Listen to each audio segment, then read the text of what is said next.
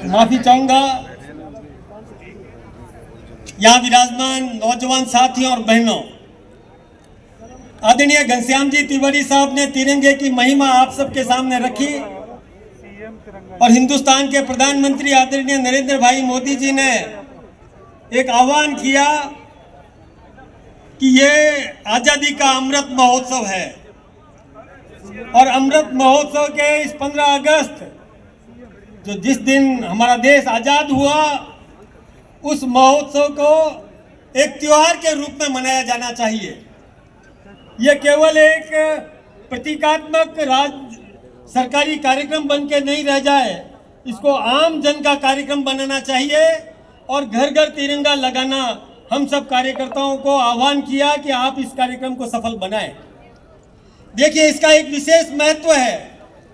आप सब जानते हैं कि देश की आज़ादी कितनी कठिनाई से मिली, कितने संघर्षों के बाद मिली, ये हम सबके सामने है।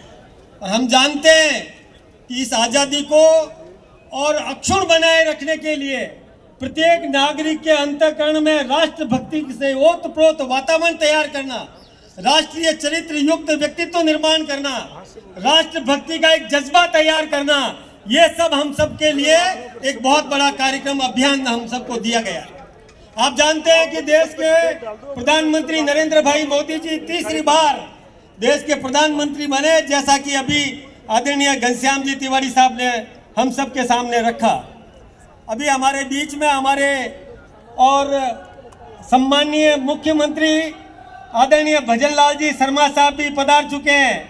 हम उनका बहुत बहुत स्वागत और अभिनंदन। मैं बात अपनी रोकूं क्या, पहले कंटिन्यू करूं? रोकूं?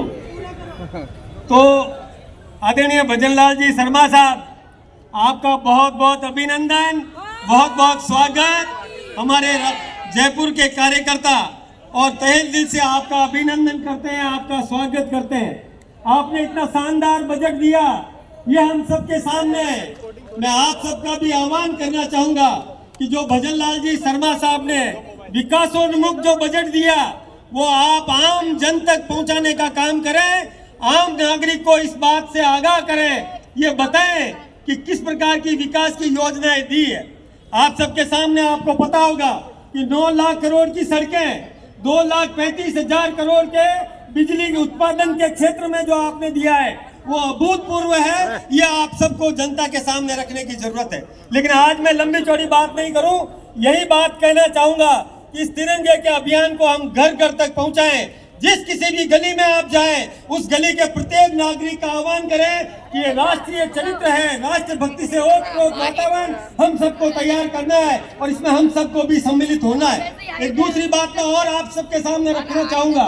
अभी जो हमारे देश के प्रधानमंत्री जी ने बताया कि 14 अगस्त को विभाजन विभीषिका आप सबको और संगोष्ठियां करके और जनता को बताने की जरूरत है।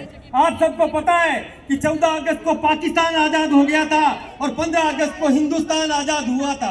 और आप सबको ये पता है कि जिस समय एक नक्शा बना था, नक्शा तो नक्शे पर लकीरें खींच दी गई कि कौन सा हिस्सा हिंदुस्तान में रहेगा, कौन सा हिस्सा पाकिस्तान में रहेगा। लेकिन उस क्षेत्र के नागरिक को यह नहीं पता था, जो बॉर्डर लाइन पर जो लोग थे उन सबको ये पता नहीं था कि हम हिंदुस्तान में रहेंगे या पाकिस्तान में रहेंगे।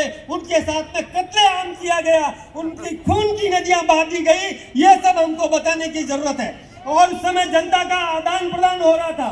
जो पाकिस्तान में हमारे भाई रहते थे, जिन्होंने तिल मेहनत करके खून पसीना और लगा करके जो अट्टालिका तैयार की, जो भवन तैयार किया, उसको सजाया संवारा और 1 मिनट में आदेश हुआ कि आपको हिंदुस्तान जाना है और वो अपना सब कुछ छोड़ करके वहां से निकले, अपनी बहन बेटियों को लेकर के निकले, बच्चों को लेकर के निकले। ये विभाजन विभीषिका है कि किस प्रकार उन्होंने तैयार किया था वो भवन।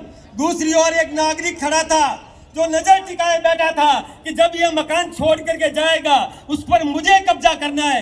एक तरफ तो यह प्रतिस्पर्धा थी कि उस पर मुझे कब्जा करना है, दूसरा कोशिश कर रहा था कि मुझे कब्जा करना है। आप विचार कीजिए कैसी स्थिति बनी होगी कि जो भवन उसने तैयार किया उसको छोड़ करके हिंदुस्तान में आना पड़ा और दूसरी तरफ नजर टिकाए बैठे थे कि इस भवन पर मुझे कब्जा करना है। आज बांग्लादेश में यही हो रहा है। इसलिए मैं नागरिक बंधुओं, कार्यकर्ता बंधुओं का आह्वान करना चाहता हूं, इस विभाजन विभीषिका को आप जनता के सामने रखें, गोष्ठियां आयोजित करके जनता को बताएं कि किसी भी प्रकार की कोई हिमाकत नहीं कर सके कि हमारे देश में इस प्रकार की विघटनकारी शक्तियां काम कर सके। यही आह्वान करके मैं अपनी बात को विराम दूंगा। आदरणीय मुख्यमंत्री जी पधार गए, जो भागीरथ है विकास के, इनका बहुत बहुत अभिनंदन, बहुत बहुत धन्यवाद। आप सबका भी अभिनंदन। देखिए, आ जाए बरसात, चिंता मत करना, इस तिरंगे को हाथ में लेकर के रखना। इसकी महिमा घनश्याम जी तिवारी ने अभी बताई थी आप सबके सामने। इसको लेकर के हमारा सैनिक अपनी जान कुर्बान करने के लिए तैयार है। तो आप सबका आह्वान है, इसको घर घर तक पहुंचाना है। बहुत बहुत धन्यवाद। कौन पे लुटाएगा। जय हिंद, जय भारत। भारत माता की।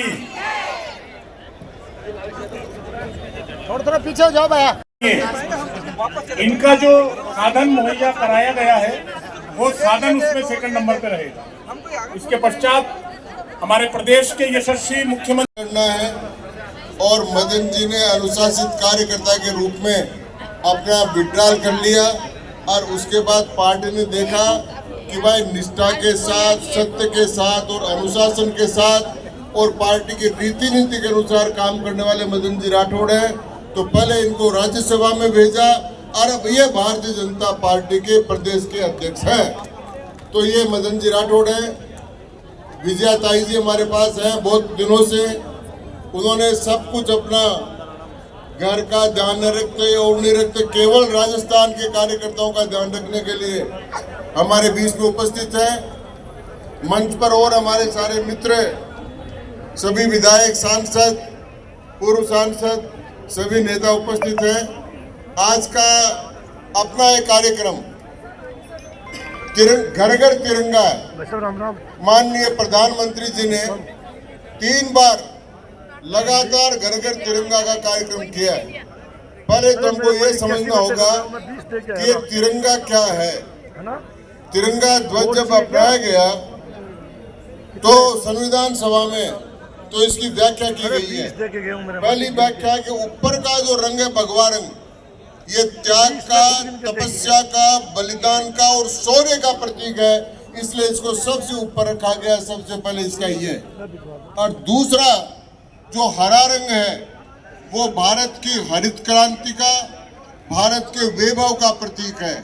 और बीच में जो सफेद रंग है ये हमारे सर्वे भवन्तु सुखिनः सर्वे सन्तु निरामय का उदाहरण है। और बीच में जो चक्र है वो अशोक चक्र है, ये हमारा राष्ट्रीय चिन्ह है। और ये जो अशोक चक्र है, ये अशोक चक्र सम्राट अशोक का बनाया हुआ है। और ये चक्र इसलिए है कि इसमें जितनी वो बनी हुई ताड़ी, जितनी कतार लगी हुई है, वो 16 कतारें हमारे सारे शास्त्रों का और उनके ज्ञान का प्रतीक है। और इसी चक्र के कारण से संपूर्ण दक्षिणी पूर्व एशिया में बौद्ध धर्म का प्रचार अशोक जी ने किया। इसलिए सम्राट अशोक के इस चक्र को हमने राष्ट्रीय चिन्ह के रूप में स्वीकार कर ये तिरंगा झंडा फहराया बनाया है। इसका मतलब ये है कि यह झंडा हमारी आन बान शान, शौर्य, हमारी क्रांति, हमारी सौम्यता, हमारी सज्जनता और ये बीच का जो धर्म चक्र है उसका है। और इसका अर्थ जो लिखा है वो लिखा हुआ है धर्म चक्र प्रवर्तनाएं और लोकतंत्र रक्षणाएं। ये जो अशोक चक्र है ये लोकतंत्र के प्रवर्तन के लिए और धर्म चक्र के संरक्षण के लिए है। इसलिए भारत में इस ध्वज को अपनाया गया है। इस झंडे को हमने राष्ट्रीय ध्वज माना है और इसको घर घर लहराने का मतलब है कि भारत के हर नागरिक के मन में राष्ट्रीय स्वाभिमान, राष्ट्र का इतिहास, राष्ट्र का बलिदान और राष्ट्र का भविष्य, इसका चिंतन हो। मित्रों, अपन सब ने मेहनत करके माननीय मोदी जी को तीसरी बार भारत का प्रधानमंत्री बनाया है। ये 32वां पंडित जवाहरलाल नेहरू के बाद ये पहला उदाहरण है कि लगातार तीसरी बार वो भारत के प्रधानमंत्री बने हैं। उनका आह्वान है कि हम घर घर तिरंगा फहराएं और घर घर रैली का आयोजन करें और इस काम को हम कर रहे हैं। मुझे विश्वास है कि राजस्थान में मदन जी राठौड़ के नेतृत्व में और माननीय मुख्यमंत्री जी के साथ मिलकर ये दोनों की जो जोड़ी है वो मिलकर आगे आने वाले समय में भारतीय जनता पार्टी के कार्यकर्ताओं का, भारतीय जनता पार्टी का और राजस्थान की जनता का और भारत के तिरंगे ध्वज का सम्मान बढ़ाएंगे। मैं जयपुर में आज मदन जी पहले सार्वजनिक कार्यक्रम में है शपथ ग्रहण के बाद पहले, तो मैं इनका मेरी तरफ से बहुत बहुत स्वागत और अभिनंदन करता हूं और शुभकामनाएं देता हूं। उनको विश्वास दिलाता हूं कि हम सब आपके साथ लगकर राजस्थान में भारतीय जनता पार्टी के काम को आगे बढ़ाएंगे। बहुत बहुत धन्यवाद, नमस्कार। भारत माता की, आपने हम सबको जय श्री राम, मुख्यमंत्री जी को जय श्री राम, जय श्री राम, जय श्री राम, भजन लाल जी को जय श्री राम, जय श्री राम, जय श्री राम, वंदे मातरम, जय श्री राम, जय श्री राम, जय श्री राम। अभी तलियां गिराई है। अब मैं हमारे प्रदेश अध्यक्ष मदन जी के स्वागत के लिए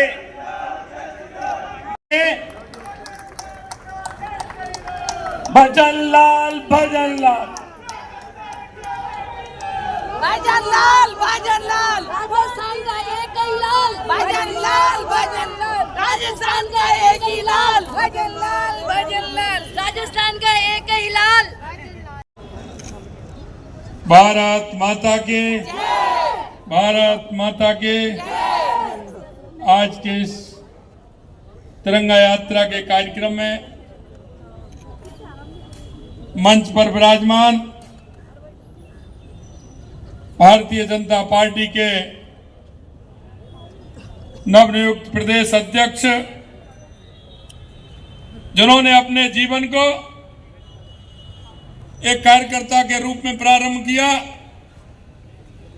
जनप्रतिनिधि के रूप में काम किया और संगठन के विभिन्न दायित्वों पर काम किया। ऐसे हमारे प्रदेश के अध्यक्ष सम्मानीय मदन राठौड़ जी, हमारी प्रदेश की प्रभारी जिनका मार्गदर्शन हमेशा मिलता है, ऐसी श्रीमती विजयताई राठकर जी, हमारे पार्टी के वरिष्ठ नेता राज्यसभा के सांसद सम्मानीय घनश्याम तिवारी जी,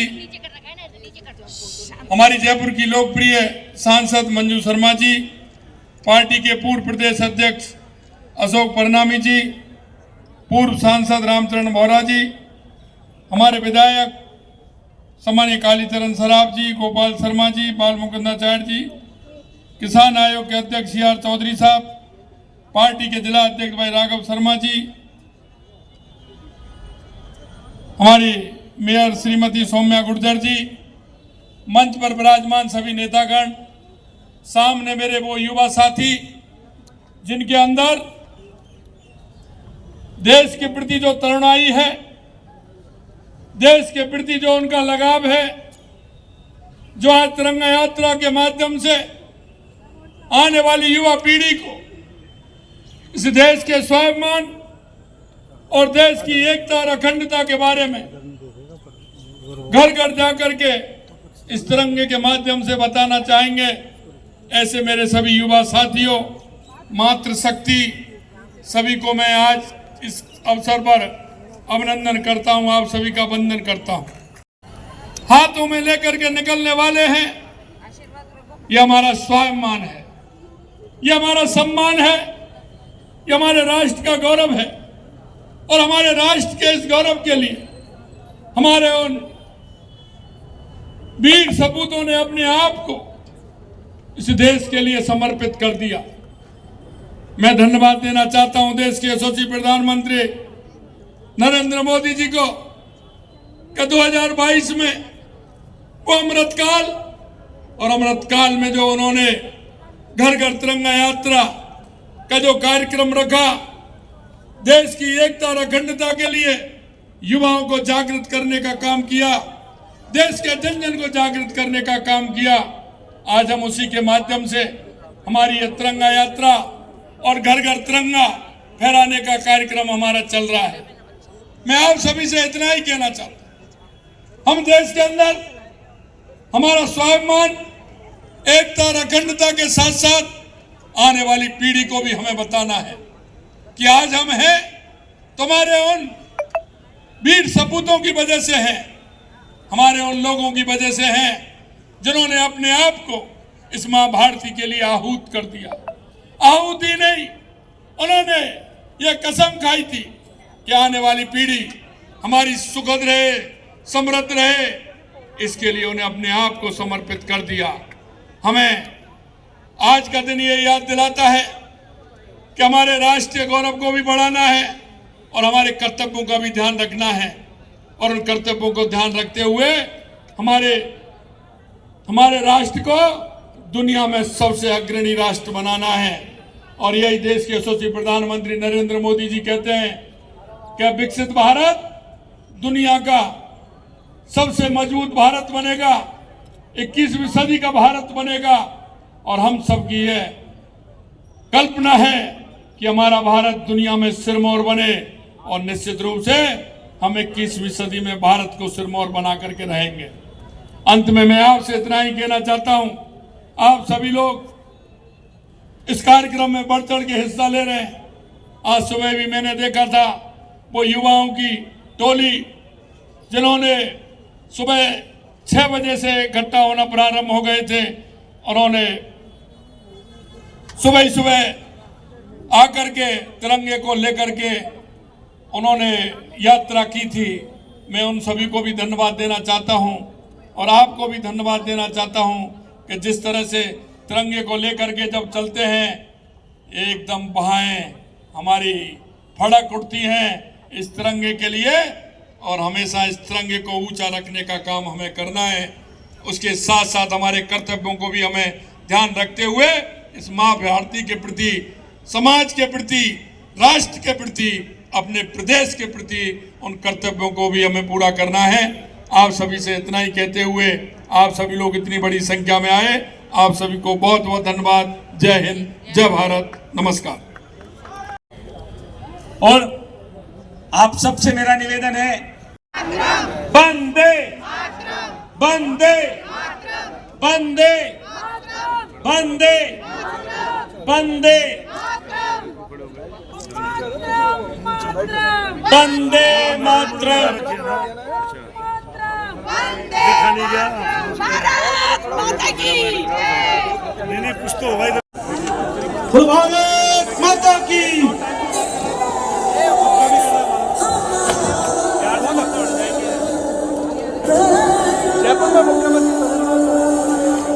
घर घर तिरंगा, हर घर तिरंगा, घर घर तिरंगा, रथ घर तिरंगा, घरों घर तिरंगा, ये घरी तिरंगा।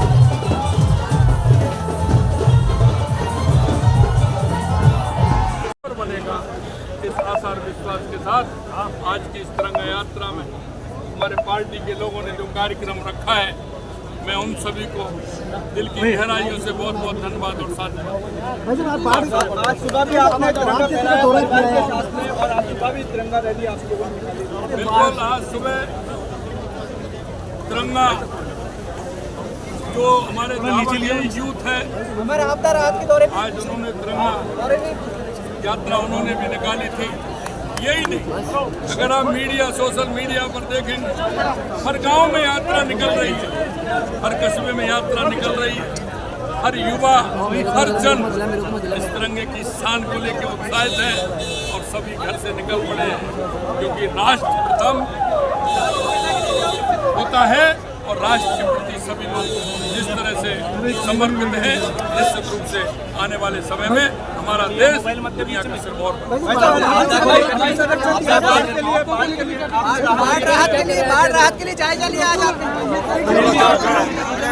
आम जन का ये कार्यक्रम बने तो प्रत्येक नागरिक के मन में इस प्रकार का भाव पैदा हो कि देश की अखंडता के लिए, देश की अखंडता के लिए हम सबको समर्पित रहना है।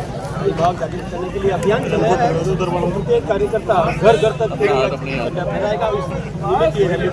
हर घर में तिरंगा पहुंचेगा 15 अगस्त तक, ये टारगेट लेके चल रहे हैं तो पहुंचाना है और आप भी सहयोग करें इसमें।